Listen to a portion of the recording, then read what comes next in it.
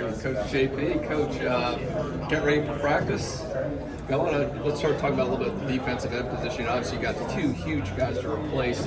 How's that unit looking overall going into practice? Well, obviously, as you stated, replacing Jermaine and Kier is not a simple task. But the thing I feel really excited and comfortable about going into this year is the quality depth that we've been able to build over the last couple of years. We're going in with 9 guys in the fall camp at defensive end, and I really feel like there's a bunch of guys in that group that are going to be significant contributors for us this year. Where one of my main focuses and jobs this year in camp is to make sure that we allocate the reps in an appropriate way where we're getting a great evaluation, because the depth of having 6 or 7 guys that you think could really play a role and contribute doesn't happen very often. So it's a good challenge to have. How about going into this? Obviously, they've had an off season to get stronger, get bigger in some cases, or smaller. Who's kind of made a lot of progress in that regard in the last few months? Yeah, you're seeing, I think Coach Storms does a fantastic job, and you do see some significant change in terms of body in a lot of our guys. I'll use Patrick Payton as an example. He came in kind of a thinner frame guy. He's carrying well over 250 now. He's moving well, so I'm excited for him. Byron Turner has changed his body. Derrick McLendon, from the time we've gotten here to where he is now, has really done a tremendous job. So there's a bunch of guys who have done a really good job in the weight room and have seen some significant gains. So now it's going to be time tomorrow to kind of see how much that hard work is paying off. Derrick McLendon's a guy that throughout the spring you guys praised how he had kind of come along, started showing signs. What is it that he did over the past 9 months now that put him in a position to be more of a contributor? Well, the thing about Derrick that's always allowed him to have the opportunity to be successful is his work ethic. He's a guy that every single day, regardless of what type of workout we're doing, whether it's practice or a tour of duty or just one of our preseason workouts, he's always got that mindset of hard work, energy, enthusiasm, leadership to him. And I think when you stack those days on top of each other, day after day, week after week, year after year, you see incremental growth in small gains. And all of a sudden you look up and you're like, wow, he's a completely different player than he was before. And I think that really describes Derrick probably pretty well, because it's not one thing that he's done that has changed his trajectory in his career. It's the fact that he just came and worked hard every day, and over the course of time, the hard work is paying off. Has Jared Verse been a fast learner for you guys over these 9 months? Yeah, extremely fast. Him coming in mid-year was obviously critical for him. He was able to, probably about halfway through spring, I felt like he was becoming more comfortable with our terminology, our system, how he fit within the scheme. And now with some of the new rules the NCAA has implemented, where we have a little bit more hands-on throughout the course of the summer, I'm fully confident that he's prepared and ready to roll heading into camp. Coach, how's it going to shake out between, obviously, you kind of have a Fox position and an end position?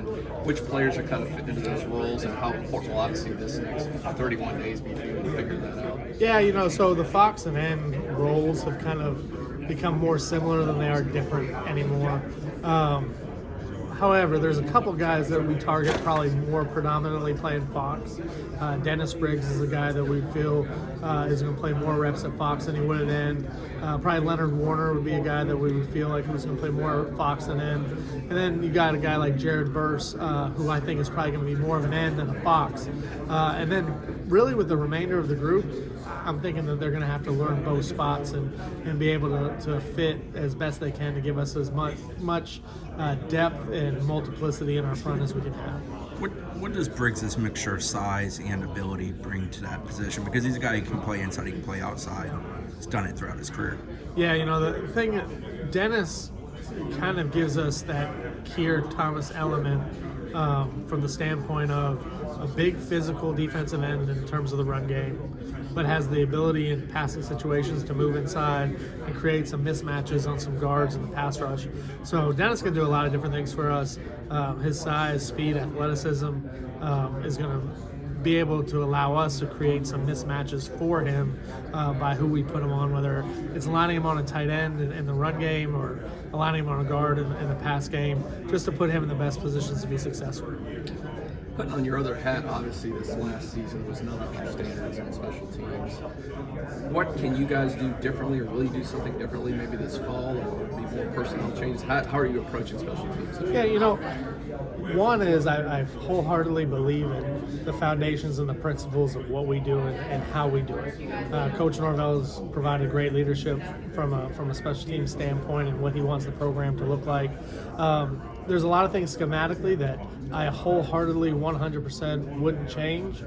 But as a coach, you always got to go back and evaluate how you're doing things, how you're practicing, what you're asking guys to do to make the improvements that are necessary. And I feel like through the course of the off season, instead of making some emotional decisions immediately following the season when we're all disappointed in terms of how it played out, we were really able to take a step back, take a look at what went well and why, what didn't go as well and why, and how we fix it. And I really feel confident going into this camp that we've addressed the issues that needed to be addressed, and we're going to get back to being more the special teams that I'm accustomed to being part of, that Coach Norvell is accustomed to being part of, and what this program needs to have from its special teams to be the team that we want to be. With regards to guys who would do returns, so how much does new personnel members help in the sense of options and guys like a guy like Micah Pittman on punt returns, who seems very comfortable in such a role? Yeah, I mean, we definitely were able to strategically add some guys to the roster that not only are going to help us offensively, but are going to be significant contributors on special teams. I mean, you said Micah Pittman, that's a really good example. Trey Benson, Deuce Spann, I mean, those are going to be guys that are going to be impactful in terms of the return game, and it's tremendous for us that we could pick them up.